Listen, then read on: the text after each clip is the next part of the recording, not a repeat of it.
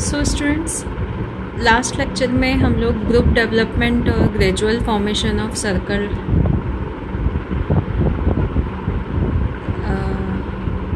Stage की बात कर रहे थे। ये वो वाला फेज़ होता है जब इनिशियल कांटेक्ट हो चुका होता है और अब ग्रुप फॉर्म होने की तरफ आ रहा है। इस स्टेज में थेरापिस्ट असेस करता है कि whether group is ready to form a circle और नॉट। ग्रुप डेवलपमेंट की अपनी प्रोसेस होती है, लोग आपस में मिलते हैं, ग्रुप फॉर्म होना चालू होता है, देन स्टॉर्मिंग होती है, देन नॉर्मिंग होती है एंड देन ग्रुप अपना काम चालू करता है। सिमिलरली जब हम चेस टेक्निक में वार्म अप स्टेज में ये वाला फेज़ आता है, तो उसमें dance movement therapist initial contact में एक कम्युनिकेशन बिल्डअप कर लेता है पेशेंट्स के साथ, क्लाइंट्स के साथ, और उसके बाद धीरे धीरे सारे पेशेंट्स को डिफरेंट इंटरवेंशन स्टाइल्स की मदद से टूवर्ड्स ग्रुप लेकर आने की कोशिश करी जाती है। टाइमिंग बहुत इम्पॉर्टेंट रोल प्ले करता है यहाँ पर। अगर थोड़ा प्री मैच्योरली थेरापिस्ट अटैम्प्ट करता है सर्कल बनाने का, ग्रुप बनाने का, तो भी फेलियर हो जाता है, और अगर थेरापिस्ट बहुत ज़्यादा टाइम ले लेता है इनिशियल कांटेक्ट वाले फेज़ में तो भी फेलियर हो जाता है। सो ये टाइमिंग का बहुत इम्पोर्टेंस रहता है, और एक अच्छा थेरापिस्ट जो होता है वो बिल्कुल सही समय पे असेस करके और ग्रुप को सर्कल में लेकर आने की कोशिश करता है।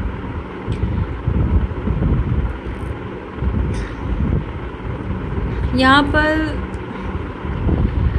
बहुत सारी चीज़ें होती हैं, लाइक कई सारे लोग जो होते हैं वो ग्रुप में फिट नहीं हो पाते हैं, उनको साथ लेकर चलना। तो थेरापिस्ट एक लीडर की तरह काम करता है।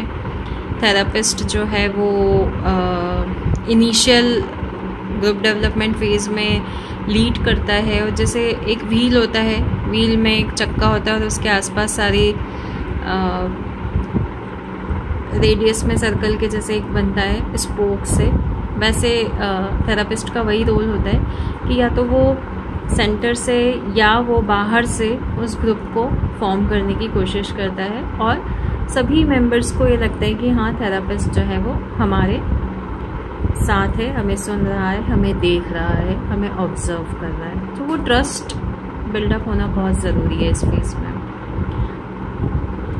देन जैसे जैसे यहाँ पे जो है लीडरशिप थेरापिस्ट के से पास होते होते अदर मेंबर से थेरापिस्ट की असिस्टेंस, देन फिर वापस थेरापिस्ट के पास आ जाती है। इस तरीके का ये प्रोसेस चलता रहता है, और ग्रुप फॉर्म हो रहा है, सेपरेट हो रहा है, देन इंटीग्रेट हो रहा है, ऐसे प्रोसेस ये चलता रहता है। छोटे छोटे ग्रुप बन रहे हैं, देन एट द एंड वो एक बड़ा सर्कल कॉमन ग्रुप बनने लगता है। इसके बाद जो थर्ड फेज़ होता है, that is the group rhythmic expression और फिजिकल वार्म अप। यहाँ पे थेरापिस्ट जो है वो पूरे ग्रुप को एक साथ एक रिदम में लाने की कोशिश करते हैं। छोटे छोटे से movements like swinging, shaking, hands, अपने हैंड्स को ऐसे हाथ हिलाते हिलाते एक साथ हाथ हिलाना, ऐसे छोटे छोटे से एक्सप्रेशंस, रिदमिक एक्सप्रेशंस से शुरुआत करते हैं, और पूरे ग्रुप को मेन पर्पस होता है कि पूरे ग्रुप को कोलैबोरेट करना, कोऑपरेटिव वे में लेकर आना, और जो है साथ में परफॉर्म करवाना। सो यहाँ पे छोटे छोटे से मूवमेंट्स कराने इसलिए ज़रूरी है क्योंकि जैसा हम पहले भी डिस्कस कर चुके हैं कि जो डांस एंड मूवमेंट थेरेपी होती है, इसमें डांस का आना ज़रूरी नहीं है। सो कई सारे क्लाइंट्स ऐसे होते हैं जिनके अंदर एक फियर आ सकता है, एक एंजाइटी आ सकती है। सो वो ना आए, इसकी जिम्मेदारी थेरेपिस्ट की होती है। सो मुझे यहाँ पे किसी को प्रोफेशनल डांसर नहीं बनाना है, यहाँ पे मुझे डांस मूवमेंट को एज अ थेरेपी यूज़ करना होता है। सो थेरेपिस्ट का मेन पर्पस होता है कि पूरा ग्रुप एक रिदम में आए और साथ में फील करे सारी चीज़ों को। सो ये बहुत इम्पॉर्टेंट होता है यहाँ पर कि छोटे छोटे से मूवमेंट्स करवाए जाएं कि जो है मैंने अपने एक हाथ से लहर टाइप का करवा दिया, या मैंने पूरे ग्रुप को जो है अगर खड़े हुए हैं तो टैपिंग करवाई, या मैंने शुरुआत में जो है सिंगल बॉडी पार्ट के साथ मूवमेंट करवाया अपर बॉडी पार्ट के साथ, देन धीरे धीरे धीरे धीरे जो है वो पूरी बॉडी को एक रिदम में लेकर आया। सो यहाँ पे हमारा ग्रुप फिज़िकल वार्म अप वाला स्टेज ख़त्म होता है और पूरा ग्रुप जो है वो जब एक साथ आ जाता है और आपस में लोगों का एक म्यूचुअल ट्रस्ट डेवलप हो जाता है, एक दूसरे का सपोर्ट डेवलप हो जाता है और सब लोग एक दूसरे के साथ अपने आप को फील करने लगते हैं। साथ ही साथ वो अपने इंडिविजुअल के साथ भी रेपो बिल्डअप कर लेते हैं और ग्रुप के साथ भी रेपो बिल्डअप कर लेते हैं। जब ये काम हो जाता है तो ग्रुप रिदमिक एक्सप्रेशन वाला फेज़ हमारा ख़त्म हो जाता है और हम लोग सेकेंड फेज़ में आ जाते हैं चेस टेक्निक के, that is the theme development. Theme development वाला जो फेज़ होता है इसमें बेसिकली थेरापिस्ट जो है वो ग्रुप के मेंबर्स के नॉन वर्बल क्लूज़ को पिक करते हैं।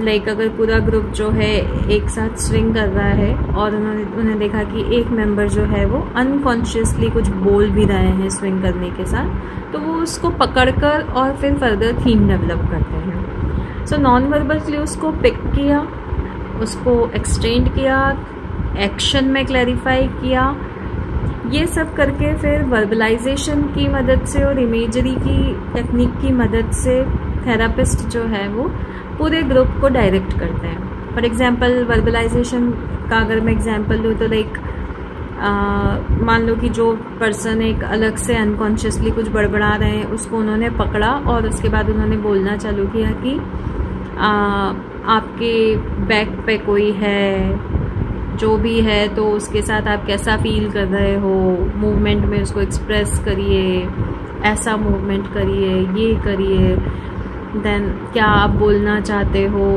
उसको अपने मूवमेंट में लेकर आओ। सो ऐसे ये टेक्निक्स यूज़ करके थीम को डेवलप किया जाता है और डिफरेंट थीम ओरिएंटेड पॉसिबिलिटीज़ को यहाँ पे यूज़ किया जाता है। कुछ रोल प्ले हो गया, कोई ग्रुप की थीम डेवलप हो गई, कोई सिंबॉलिक एक्शन हो गया।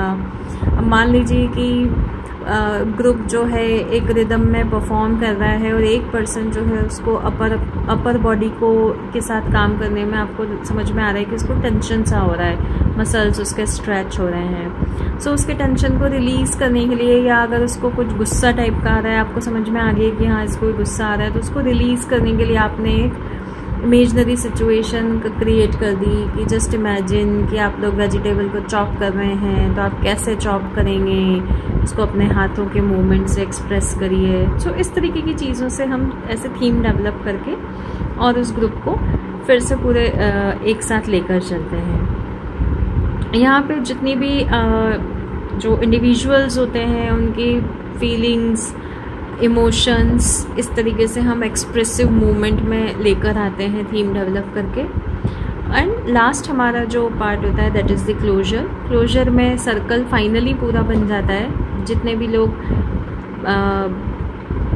जो पहले सर्कल में नहीं होते हैं वो सर्कल में आ जाते हैं। ग्रुप का एक कम्युनल मूवमेंट डिसाइड हो जाता है जो उस पूरे ग्रुप को आइडेंटिफाई करता है, रिकॉग्नाइज करता है। सारे लोग उस मूवमेंट से अपने आप को एसोसिएट कर पाते हैं। वो भी सिंपल सा मूवमेंट हो सकता है, ये हाथों से मैंने वेव बनाई, हाथ हिलाए, और इस तरीके के साथ मैं अपने सेशन को क्लोज करने की कोशिश करती हूँ। साथ ही साथ ग्रुप के मेंबर्स आपस में एक दूसरे के साथ अपनी फीलिंग्स को शेयर करते हैं।